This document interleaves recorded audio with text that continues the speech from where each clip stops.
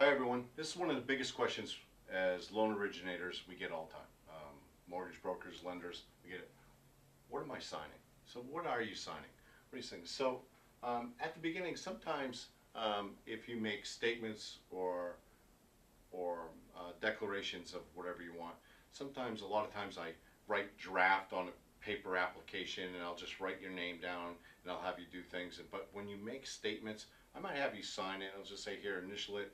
But I'm also having you sign a little part that gives me permission to pull your credit. So that form is there. It gives me authorization to pull your credit. I have written permission from you to pull your credit. So it's really important a loan originator gets that from you, some form.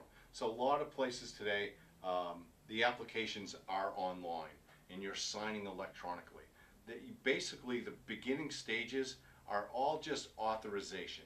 You're giving people permission to have your information, to pull your credit, and to share it with the lender, or if they're a mortgage broker or mortgage banker, to be able to share that with their partners they are contracted with. If they're not contracted, they do not have permission to share that with people they're not licensed or not contracted to share it with. So it's really important to understand that. What's happening with your information? Where's it going? What am I authorizing? What am I signing? So you're given authorization. So whether I'm a mortgage banker, a mortgage broker, I'm a loan originator, I might have 10, 15, 30, 40 lenders that I'm contracted with, and I might share it with any one of them. So on the form it'll say that I am contracted. I'm going to share that your information, your social security number, your date of birth, your credit, your income information with people so we can get your loan done. Okay, so it's people who are contracted. And it doesn't mean if I go out and have a sandwich at lunchtime and I'm talking to the realtor, I do not have permission to share your information with the realtor. On your contract, your real estate contract, it may say, I have permission to, you're giving me permission to share the status of the loan. Yeah, we're working, we got an approval with conditions. The loan, we're a little tied up right now. We need more documentation. That's it. I can't tell them what type of documentation we have, what your credit score is, how much money you have in a bank. That's none of their business. And I don't have permission to do that. I don't have the legal right to do that unless you really sign it. So we don't do that, okay? So one of the things you're gonna get is your loan estimate, the LE. It's gonna be called the LE. It's your loan estimate, okay? And with that, it's usually packed with a bunch of disclosures, and you'll get disclosures throughout. You'll sign these disclosures. The disclosures is making you aware of things. The loan estimate is making you aware of your cost. You're signing it to acknowledge you received it. It's not you committing to anything. One of the forms in the disclosures is your intent to proceed.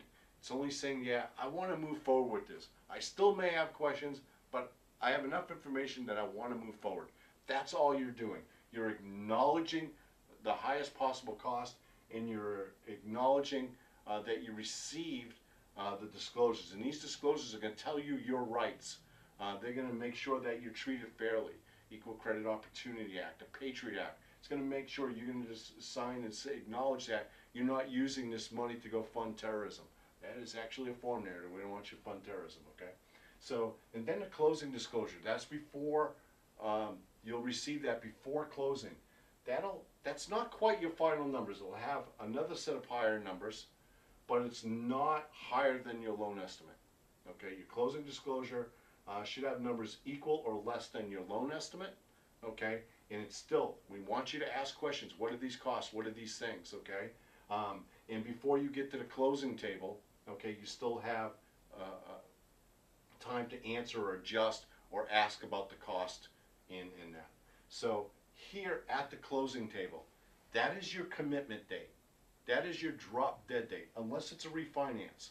If the loan is being refinanced, if you have a house and it's being refinanced, you still have 3 days after the closing documents are signed to cancel. But on a purchase, your closing documents are your final. This is your commitment time. Anything before that is not a commitment. It's your intent to move forward. It's your receiving the information you need to understand the loan, your costs in the process, and the impact of getting this loan. Okay? I hope that helps and give you an idea. Thank you.